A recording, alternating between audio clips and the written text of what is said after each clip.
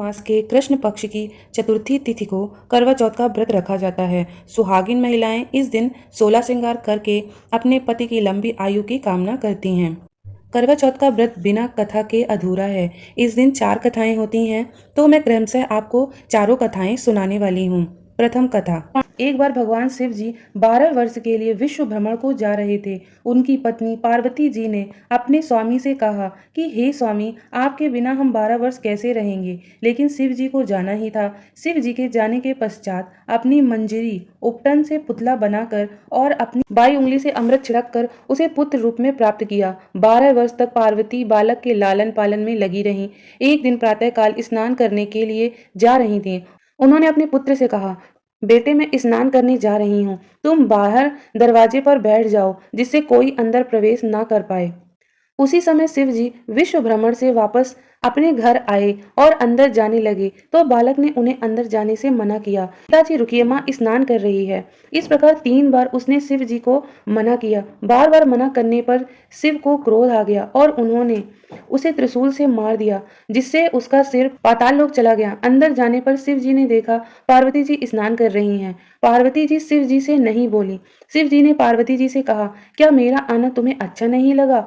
तो वे बोली, नहीं स्वामी, हमें आपका आना अत्यंत अच्छा लगा, लेकिन हमारा विनायक नहीं दिख रहा। शिव जी बोले, तुम्हारा मन विनायक तो हमें मिला था, लेकिन उसने हमें 3 बार अंदर आने से मना किया, तो मैंने उसे अपने त्रिशूल से मार दिया। उसका सिर पाताल चला गया है। तो वो रोने लगी। तब शिव जी ने कहा, तुम 4 महीने तक चौथ का व्रत करो तो तुम्हारा विनायक तुम्हें मिल जाएगा।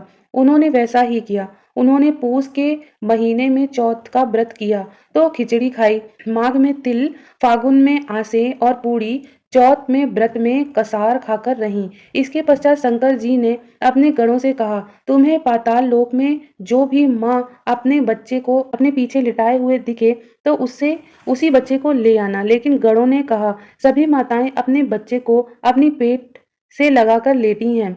एक हथनी का बच्चा अपनी माँ के पीछे लेटा है। शंकर जी ने कहा, उसे ही ले आओ। गणों द्वारा हाथी के सिर लाने पर शंकर जी ने उसी सिर को पार्वती के पुत्र पर लगा दिया तो वह बालक उठ खड़ा हुआ। लेकिन पार्वती जी दुखी थीं। शिव जी ने उन्हें समझाया, सभी देवताओं में इसे सबसे अधिक मान्यता प्रदान होगी और वह गौरी का गणेश कहलाएगा, और जितना मान सम्मान हमारा या तुम्हारा या अन्य देवताओं का नहीं होगा, उतना गणेश का होगा। फिर पार्वती जी ने पूजा की और खुश हो गईं।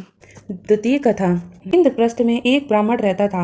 उसके 7 पुत्र और एक वीरवती नाम की पुत्री थी। एकलौती पुत्री होने के कारण वे सभी की लाडली थी। ब्राह्मण ने अपनी बेटी का विवाह एक ब्राह्मण युवक से कर दिया था। शादी के बाद वीरावती पहली करवा चौथ पर मायके आई हुई थी।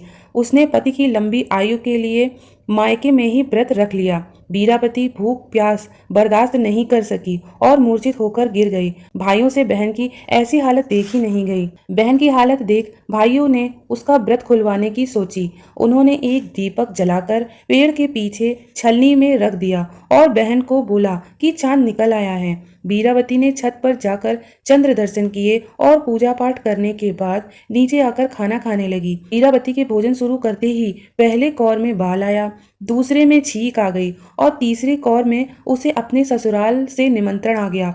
ससुराल का निमंत्रण पाते ही वीरावती भागी भागी वहां गई। वहां जाते ही उसने देखा कि उसका पति मृत है।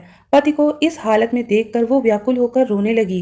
वीरावती की ऐसी हालत देखकर इंद्र देवता की पत्नी देवी इंद्राणी उसे सांत्वना देने वहां पहुंच गईं और उसे उसकी भूल का एहसास दिलाया।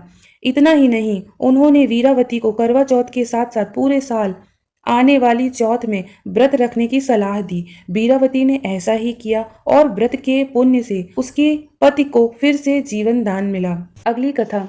पांडव जब दुर्योधन से द्रुतकीड़ा में पराजित होकर 12 साल के लिए वन में रह रहे थे, एक बार अर्जुन इंद्रकौल पर्वत की तरफ गए, परंतु बहुत दिनों तक वापस नहीं आए तो पांडव सहित द्रौपदी बहुत दुखी हुई।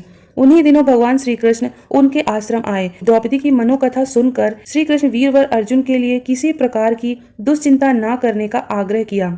द्रौपदी को शिव जी द्वारा पार्वती को सुनाई जाने वाली कथा तथा करक चतुर्दशी के व्रत का महत्व सुनाया। प्राचीन काल में इंद्रप्रस्थ नगर में वेद शर्मा नामक विद्वान रहते थे। उनके 7 सुयोग्य पुत्र, एक कन्या वीरवती थी। उनके सब पुत्रों का विवाह हो गया। वीरवती का विवाह सुदर्शन नामक एक विद्वान ब्राह्मण से हुआ। एक बार जब करवा चौथ आई तो वीरवती की सभी भाभियों ने बड़े विधान से निष्ठा के साथ इसका व्रत पूरा किया। वीरवती ने भी साथ में व्रत किया। विधान के अनुसार चंद्रोदय को अर्घ्य देने के पश्चात भोजन करना चाहिए, परंतु वीरवती ने व्याकुल होकर पीपल के वृक्ष की ओट में कुछ भोजन एवं जल ग्रहण किया। उसकी भौजाइयों ने विधि विधान से पूजन करके एवं चंद्र को अर्घ्य देकर ही भोजन ग्रहण किया। वीरवती का व्रत खंडित हो गया। दैव योग से कुछ दिन पश्चात वीरवती का पति बहुत बीमार पड़ गया और उसके जीवन की आशा समाप्त हो गई। लोगों के कहने से उसने त्रयोदशी को मृत्युंजय महादेव की पूजा की तथा लगातार 1 वर्ष तक करती रही। परिणाम स्वरूप उसके पति की बीमारी कुछ ठीक हुई, परंतु वह पूर्ण निरोगी नहीं हुआ। कुछ दिनों बाद इंद्राणी उसकी सखियों के साथ पृथ्वी पर कनक चतुर्थी के व्रत का अनुष्ठान करने आई। वीरवती को जब इसका पता चला तो वह उसके पास आकर अपने पति को निरोग करने की प्रार्थना करने लगी। तब इंद्राणी ने उससे कहा कि तुमने करवा चौथ का व्रत खंडित कर दिया था, इस कारण तुम्हारे पति की यह दशा है। अब इस व्रत का पालन पुनः निष्ठा पूर्वक करो तथा प्रायश्चित करो। अगली बार उसने पूर्ण मनोयोग एवं निष्ठा से करक चतुर्दशी का व्रत किया। फलस्वरूप उसका पति निरोग हो गया। फिर तो वह प्रतिवर्ष निष्ठा से उसका पालन करती रही, जिससे उसके सब दुख दूर हो गए। भगवान श्री कृष्ण से इस कथा को सुनकर द्रौपदी ने भी इसका विधिवत अनुष्ठान किया, जिससे उसके भी सब दुख दूर हो गए। अगली कथा। एक समय की बात है कि जेठानी देवरानी थी। जेठानी के मायके से करवा चौथ के दिन खूब सामान आया और देवरानी के मायके में कोई नहीं था, तो उसे सब लोग ताने सुनाते थे कि मायके से कुछ नहीं आता। बेचारी बहुत दुखी थी। नाग देवता उसके घर में कहीं बैठे थे, वह सब सुन रहे थे। वह सम्मुख होकर कहा, हम तुम्हारे भाई हैं और तुम्हारे लिए खूब सामान व जेवर लाए हैं। घर के सब लोग पूछने लगे कि यह सामान कहाँ से आया, तो देवरानी ने कहा, हमारे ये धर्म के भाई हैं। एक दिन नाग देवता ने अपनी बहन से कहा, हमारे घर चलो। बहन चली गई। नाग देवता ने अपनी बहन से कहा, देखो हम बाहर जा रहे हैं, सब कुछ घर में देखना भालना, लेकिन यह नाद न खोलना। जब नाग देवता चले गए तो बहन ने सोचा कि भैया हमसे यह नाद खोलने को क्यों मना कर गए हैं। उसने नाद खोल दी तो देखा कि सांप के छोटे छोटे बच्चे रेंग रहे थे। बहन ने झट से नाद बंद कर दिया। उसमें एक सांप के बच्चे की पूंछ कट गई। बच्चा जब बड़ा हुआ उसे लोग बड़वा कहकर चिढ़ाने लगे, तो घर में नाग देवता से पूछा, हमारी पूंछ कैसे कट गई थी। तो नाग देवता ने कहा, तुम्हारी बुआ से धोखे से कट गई थी। अब वह अपनी बुआ को डसने के लिए उनके घर गया तो देखा कि आपस में लड़ाई हो रही थी। तो बुआ हमारी कसम खा रही थी, कह रही थी कि हमारे बड़वा भतीजे की कसम। यह सुनकर उल्टा चला आया और सोचा कि हमारी बुआ हमको बहुत प्यार करती है। आगामी व्रत और त्योहारों के लिए राजलक्ष्मी चैनल को सब्सक्राइब करना ना भूले। धन्यवाद।